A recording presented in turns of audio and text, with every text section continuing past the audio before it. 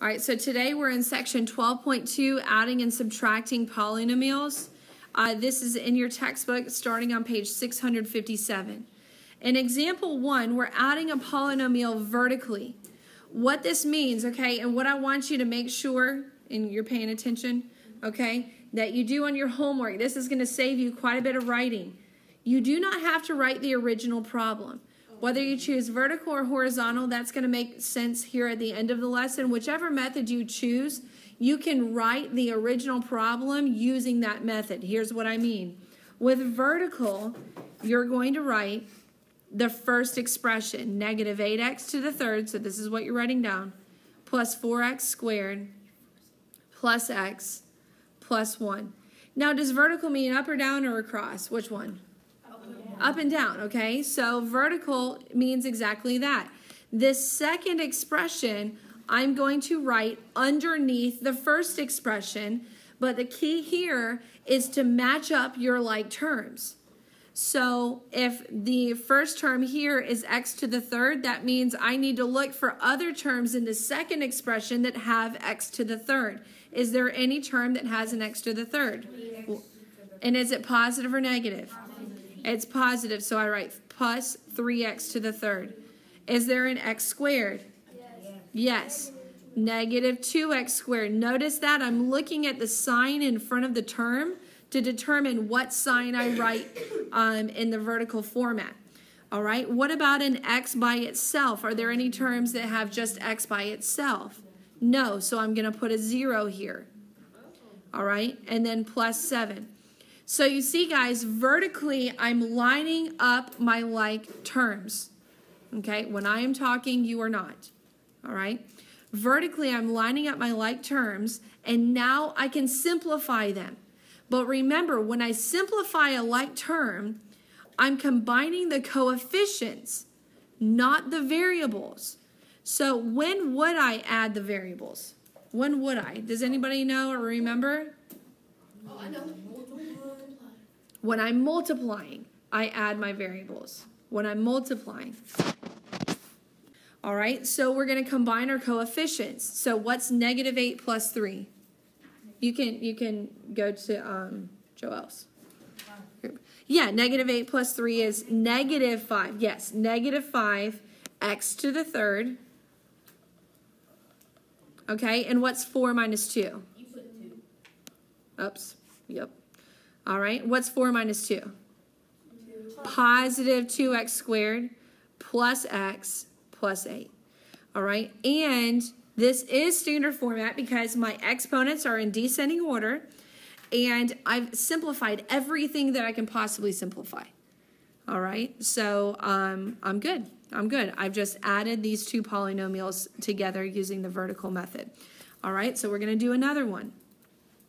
Go ahead and add these polynomials together, again using the vertical method. So line up your like terms underneath. Again, I'm going to repeat myself because I just want to make sure.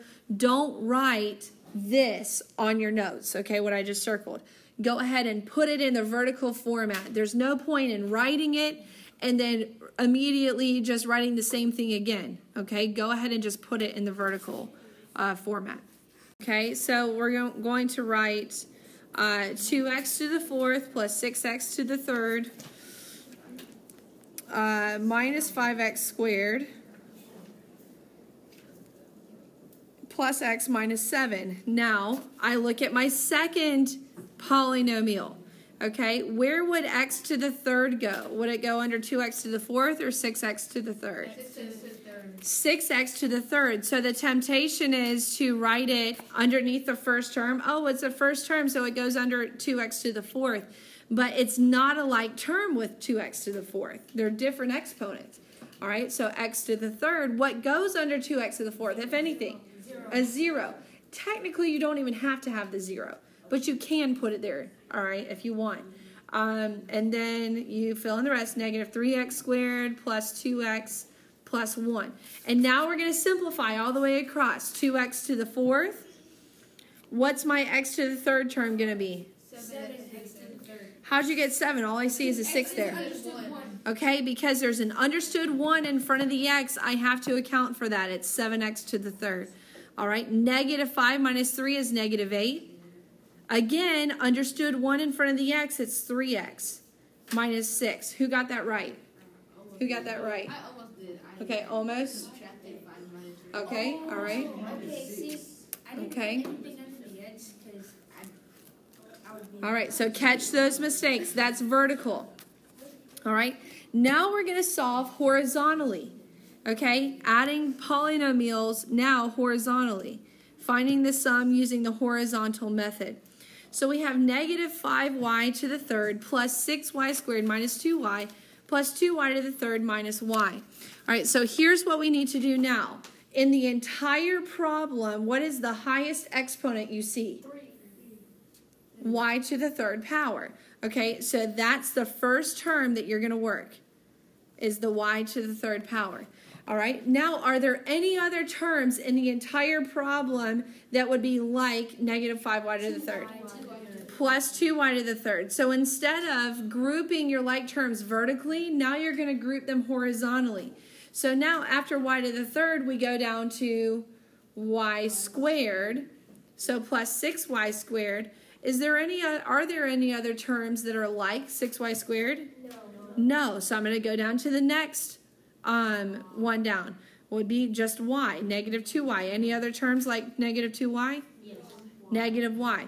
So now you're again going to combine your like terms to simplify and make sure your answer is written in descending order. What did you get when you did negative 5 plus 2? Negative 3y to the third. Plus 6y squared. What's negative 2y minus y? Negative 3y. Okay, but wait a second. Is this my final answer? Can't I combine this one and this one? They're both 3's. Okay. I don't look at the coefficient, right, to see if it's a like term. I look at the variable, and because this one's y to the third and this one's just a y, they're not like terms. It doesn't matter that it's the same number. Okay? So, yes, that's my final answer. All right, let's do another one.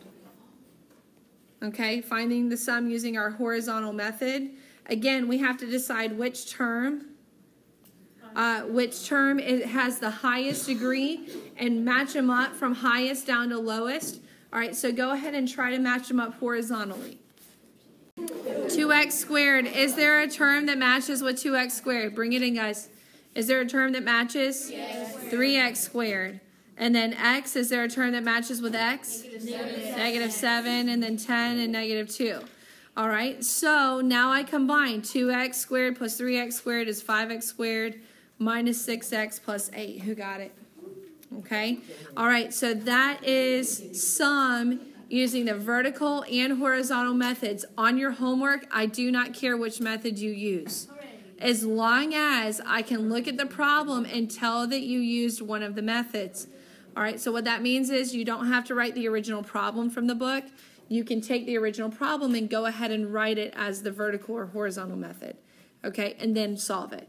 You cannot just have an answer. If all you have is an answer, I will make you redo it before I give you the credit for your homework. All right, so let's practice now subtraction, okay? So with subtraction, guys, there's a rule that you have to consider. And that is that there is a subtraction sign in front of the polynomial. Remember, polynomial is just multiple terms. So here's what that means. That means that, yes, you are subtracting 2x squared. But watch this. It also means that you're subtracting negative x. What happens when you subtract negative x? It changes it to a positive, doesn't it? Okay? And then what happens when you subtract a positive? It's just subtracting, okay? So what your book says to do, all right, and I don't necessarily, think you have to write it this way to get it. If you understand that you're subtracting each one of these terms, you will understand how you're reversing the sign.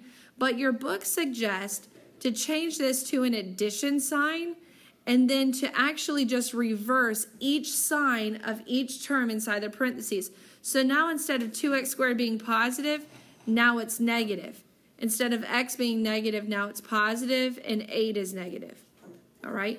But I would say procedurally, this is probably easier to like just say, oh, well, I'm doing the opposite sign of every term inside the parentheses. But I want you to understand why. It's because you're subtracting each term. So when you subtract a negative, like we did with x, it's going to change it to positive. So if I just change it, I can just do it like how it is for... Exactly. So like you can recognize that 2x is going to be negative, and then you could just change the other two. But you need to understand that that negative out front is going to change the sign of each term inside. Does that make sense?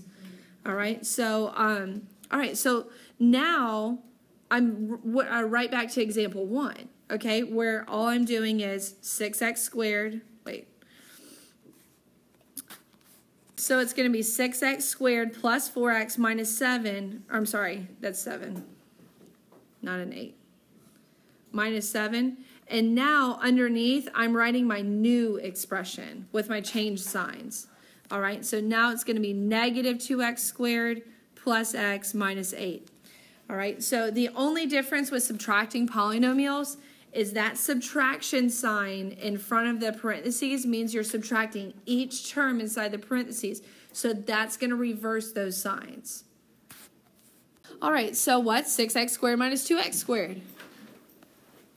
4x squared. What's 4x plus x? 5x and negative 15. Okay, so that understood 1, that's a common mistake. Very common mistake. All right, don't forget there's an understood 1 there. All right, you think you can do 1? Okay, so let's stick with the vertical method.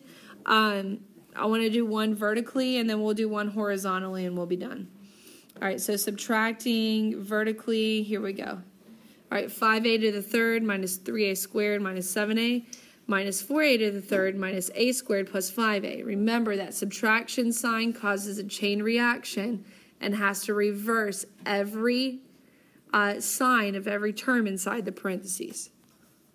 Okay, 5a to the third minus 3a squared minus 7a.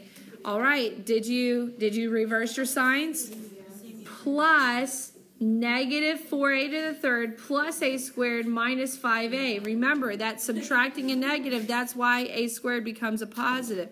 All right, so now you subtract 4a to the third. You add a squared, and you subtract 5a. If you mess up your sign on that, you're going to get the wrong answer. All right, who got a to the third minus 2a squared minus 12a? Did you get that? I forgot the a on this. Okay, just forgot the a. That's an easy fix. All right, any questions? Maybe among your group, you guys maybe had different answers or any questions? Do 1 horizontally now.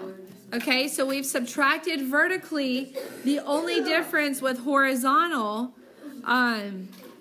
is now we're going to go, we're going to start with the highest degree term. And remember, you cannot subtract until you change your signs, or you can't combine until you change your signs. But then once you do, and these should be B's, you need to write it horizontally. So group your like terms horizontally and then solve. All right, so we have 3b squared minus 10b squared. We have to write it horizontally. Okay, plus 7b. What comes after, I'm sorry, that's plus 7b. What comes after 7b? Negative. Minus 2b plus 12, then what? Plus 9. What's 3b squared minus 10b squared? Negative 7b squared. Negative 7. All right, and then what's 7b minus 2b? Landon, stop. 5b. Okay, plus 21. All right, raise your hand if you got it. All right. So, okay, so tell me this. Who prefers vertical? Who prefers vertical? Who prefers horizontal? Okay, so it's really a 50-50 split. Like I said, on the homework, it doesn't matter. You don't have to write the original problem for the book. You can automatically put it into vertical or horizontal method and then solve. All right, but where we're going to have an issue is if you only write the answer, you will have to redo it showing the method that you used. Okay, and really, you know, if you try to skip that step, your chances of making a mistake are so much stronger. That's why we ask that you show your work.